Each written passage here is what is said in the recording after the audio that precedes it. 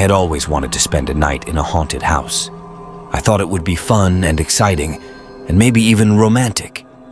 That's why I convinced my girlfriend and my family to join me for a weekend getaway at an old mansion that was rumored to be haunted. I had found it online and it looked amazing. It was a huge Gothic-style building with a tower, a balcony, and a garden. It had been built in the 18th century and had a history of mysterious deaths and disappearances. The owner, who lived in another city, had agreed to rent it to us for a very cheap price. He said that he didn't care about the rumors and that he just wanted to make some money from the property. He also said that he would leave the keys in a mailbox and that we could check in and out whenever we wanted. It sounded too good to be true. We arrived at the mansion on a Friday evening after a long drive. We were all tired and hungry, but also curious and excited. We parked our car in front of the gate and walked to the mailbox. I opened it and found the keys. I also found a note that read, "Welcome to the mansion. I hope you enjoy your stay. Just a few things to remember. Don't go to the tower, it's off limits. Don't go to the basement, it's dangerous.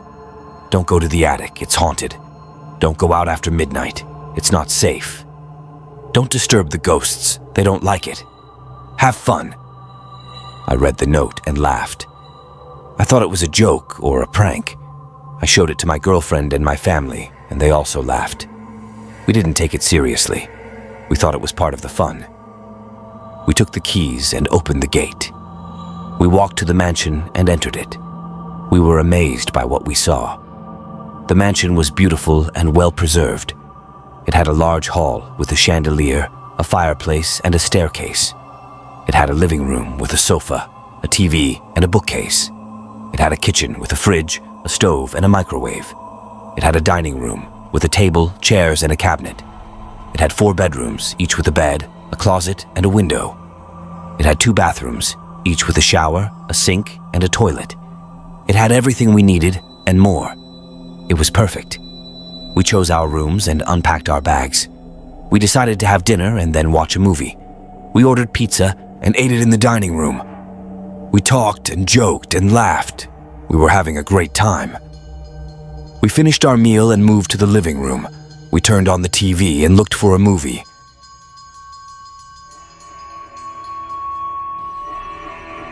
Hi guys, thank you so much for watching. And if you like my horror sounds, please make sure to like and subscribe if you want to. See you in the next video. Bye. We found a horror movie and decided to watch it. We thought it would be fun and scary and appropriate. We sat on the sofa and cuddled. We started the movie and watched it. It was about a group of friends who went to a haunted house and got killed by the ghosts. It was cliché and predictable and cheesy. We didn't care. We enjoyed it anyway. We watched the movie and screamed and laughed. We were having a blast. We finished the movie and checked the time. It was almost midnight. We decided to go to bed and get some rest. We turned off the TV and the lights. We got up and walked to our rooms. We said goodnight to each other and kissed.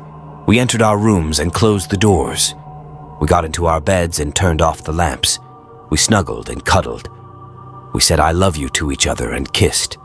We closed our eyes and fell asleep. We slept peacefully and soundly until we heard the noise. It was a loud and sudden and terrifying noise. It sounded like a scream and a bang and a crash. It came from the attic. It woke us up and startled us. We opened our eyes and looked at each other. We were scared and confused and curious. We wondered what it was and what it meant. We got out of our beds and put on our clothes. We grabbed our phones and our flashlights. We opened our doors and walked to the hall. We met our family, who had also heard the noise. They were also scared and confused and curious. They also wondered what it was and what it meant. They also had their phones and their flashlights. We greeted each other and asked each other if we were okay. We said yes and nodded. We decided to investigate and find out what was going on. We walked to the staircase and climbed it. We reached the 2nd floor and looked for the attic. We found a door that had a sign that read attic. We remembered the note that said, "Don't go to the attic, it's haunted." We ignored it and opened the door. We entered the attic and pointed our flashlights. We saw a dark and dusty space filled with boxes, bags, and furniture. We also saw a window that was broken. We walked to the window and looked outside. We saw a figure that was hanging from a rope. It was a person, a dead person. It was the owner of the mansion. We gasped and screamed and ran. We ran out of the attic and down the stairs. We ran to the hall and to the front door. We tried to open it, but it was locked. We tried to unlock it, but it wouldn't budge. We tried to break it, but it was too strong. We were trapped and doomed and dead. We heard a voice that came from the fireplace. It was a cold and raspy voice. It said, "Welcome to the mansion. I hope you enjoy your stay. You are my guests and my victims. You are my entertainment and my food. You are my toys and my trophies. You are mine and mine alone. You can't go to the tower. It's my lair. You can't go to the basement. It's my dungeon. You can't go to the attic. It's my graveyard. You can't go out after midnight.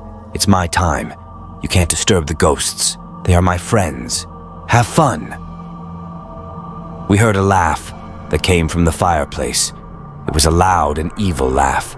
It echoed in our ears and in our minds. We felt a jolt of pain and dropped our phones and our flashlights. We fell to the floor and curled up. We couldn't breathe, we couldn't move, we couldn't escape. We were trapped. We were doomed. We were dead.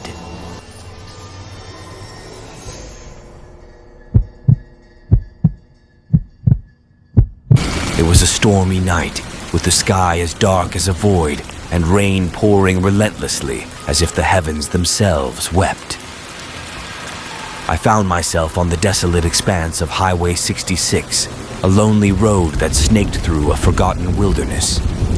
The rain pelted the car's roof like a symphony of ghostly whispers, and the occasional bursts of lightning revealed a dense, shadowy forest that clung to the road like a malevolent secret. As I steered my car through the serpentine highway, an eerie feeling of being watched crept upon me. Shadows flickered at the edge of my vision, and spectral figures loomed in the distance. I tried to convince myself that it was just my overactive imagination running wild in the storm, but the feeling refused to wane. Then, the supernatural became tangible. My headlights pierced the darkness and illuminated a chilling sight. A figure, pale and ghostly, standing motionless by the roadside.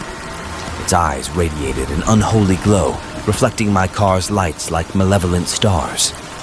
Panic surged through my veins, and I swerved violently to avoid the apparition, my heart pounding in my chest.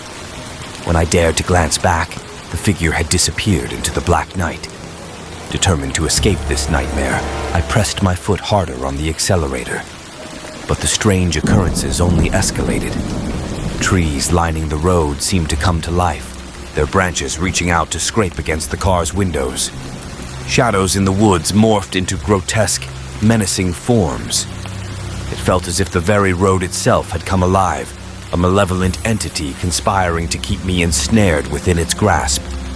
The car's radio, which had been playing a familiar tune, suddenly emitted a series of distorted, otherworldly sounds. Unearthly whispers filled the car, each word sending chills down my spine. I resisted the urge to turn it off, as if silencing it would only beckon the sinister phantoms closer. Just when I felt I could bear no more, a dim light flickered in the distance. A decrepit gas station materialized like an oasis in the night. I pulled in, and as I stepped out of the car, I was met with an eerie silence. The rain had ceased, and the stillness was almost supernatural. The gas station attendant, an elderly man with a look of profound weariness, leaned closer and whispered, "You're lucky you made it here, stranger." As I filled my tank, he shared a tale that sent shivers down my spine. Many had ventured onto Highway 66, never to return. Those who did spoke of malevolent spirits that roamed the highway's darkest corners. "The road never forgets," he warned, his voice a somber reminder. "It calls to you, luring you back until it claims your very soul." With his haunting words echoing in my mind, I drove away. The memory of Highway 66, the road that never forgets, clung to my consciousness. I couldn't shake the feeling that the highway had left an indelible mark on my soul, and I couldn't help but wonder if it would beckon me again, pulling me back into its eerie and inscrutable embrace.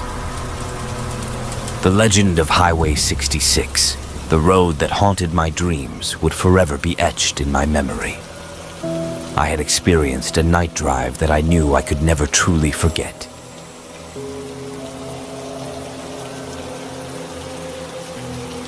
The night was stormy, with the rain drumming relentlessly on the car's roof, creating an intricate and chaotic symphony of nature's wrath. It was a stark departure from the monotony of our daily lives, and the road trip we had embarked on promised adventure and discovery. My girlfriend sat beside me, her fingers tightly interlocked with mine, her face a mix of excitement and trepidation. We had left the comfort of home behind, seeking to escape the routine, explore new places, and carve lasting memories into the story of our lives. The open road had beckoned, with its promise of thrilling experiences and a deepening bond between us. As we drove into the heart of the storm, our adventure took on a new, haunting dimension. The rain pounded on the windshield, the occasional flashes of lightning revealing a road that twisted and turned like the enigmatic chapters of a mystery novel. The dense forest that flanked the road appeared as if it held secrets too dark to reveal. Our journey was not just about exploring new destinations, it was about rediscovering ourselves and testing the strength of our connection. As I navigated the winding road, my girlfriend's unease became palpable. Her eyes darted nervously, capturing fleeting shadows and ghostly figures that seemed to dance at the edge of our vision. The sensation of being watched, once my solitary burden, now rested heavily upon us both. She squeezed my hand, seeking comfort as her fear mingled with mine. Then, the eerie sensation manifested into an unsettling reality. Our headlights pierced the darkness, illuminating a figure by the roadside. My girlfriend gasped in terror, her grip on my hand reaching a vice-like intensity. The spectral figure stood pallid and haunting, its eyes radiating an uncanny glow. Its gaze felt like a condemnation from another realm. Panic surged through us, and I swerved the car to avoid the apparition, our hearts beating in frantic unison. But when we dared to glance back, the figure had vanished into the obscurity, leaving us with a chilling memory etched into our minds. Determined to escape this enigmatic terror, I pressed the accelerator harder. The rain hammered against the windshield. The trees along the road seemed to extend their gnarled branches toward us, and the shadows in the forest morphed into grotesque, otherworldly shapes. It was as if the very environment itself had turned malevolent, as if nature conspired to keep us within its mystifying clutches. The car's radio, once a source of comfort, crackled and emitted eerie, distorted sounds. Unearthly whispers filled the car, and my girlfriend trembled, her eyes wide with fear. I hesitated before reluctantly turning it off, the uncanny feeling lingering in the air. Just when we believed we could bear no more, a dim light emerged on the horizon, offering a glimmer of hope amidst the oppressive darkness. We pulled into a small clearing, and as we stepped out of the car, we were met with an eerie silence. The rain had ceased, and the stillness was almost supernatural, as if the world itself held its breath. The memory of that stormy night, the apparitions and our shared fear would forever be etched in our memory. We had survived a night drive that we knew we could never truly forget. Our adventure, unexpectedly intertwined with the mysterious and the supernatural, had deepened our connection, making it an unforgettable chapter in the story of our lives.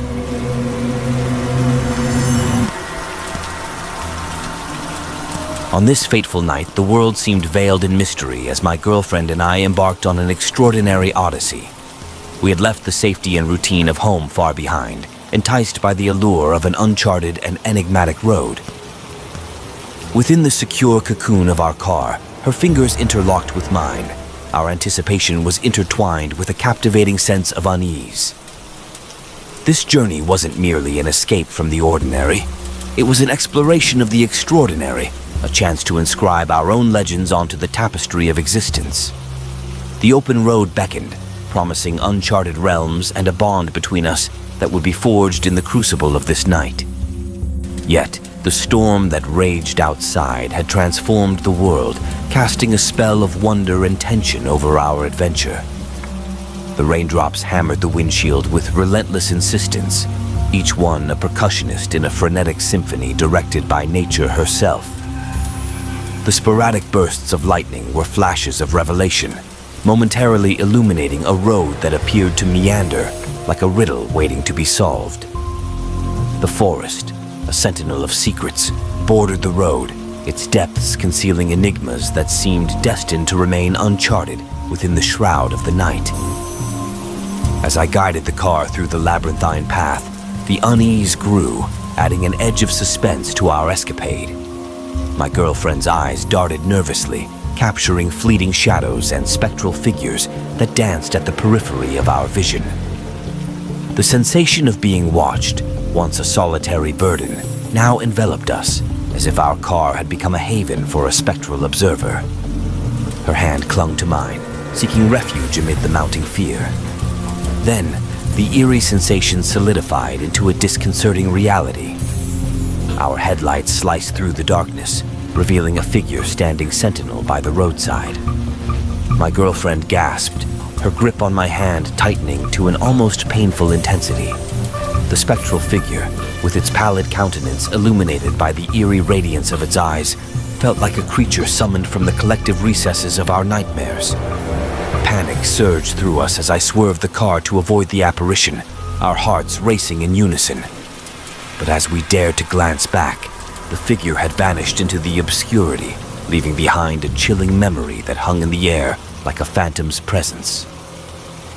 Determined to evade this uncanny terror, I pressed the accelerator with resolute determination. The rain continued to lash against the car, as if the elements themselves had cast us as intruders. The trees lining the road extended their gnarled branches, scraping against the windows, and the forest shadows metamorphosed into grotesque, otherworldly entities. It was as though the very world had formed a sinister alliance, conspiring to keep us entwined within the labyrinthine mysteries of the night. The car's radio, once a comforting companion, had become an instrument of the arcane. It emitted distorted, otherworldly sounds, and the whispers that filled the car sent shivers down our spines. My girlfriend trembled, her eyes wide with terror. I hastened to silence the radio, but the sense of foreboding persisted, as though the very darkness had found its voice, whispering secrets we were never meant to hear. Just as our hope teetered on the precipice of despair, a faint light appeared on the horizon, a beacon of salvation amid the pervasive obscurity. We pulled into a small clearing, and as we stepped out of the car, we were greeted by an eerie silence. The rain had ceased, and the stillness felt like a sentient presence, as if the very air held secrets close to its heart. The memory of that tempestuous night, the apparitions and our shared fear would forever be etched in our souls. We had weathered a night drive that would remain vivid in our memories, an adventure where unique elements of wonder, suspense, and enigma had fused together, leaving us with a lingering question of what lay concealed in the mysteries of our journey.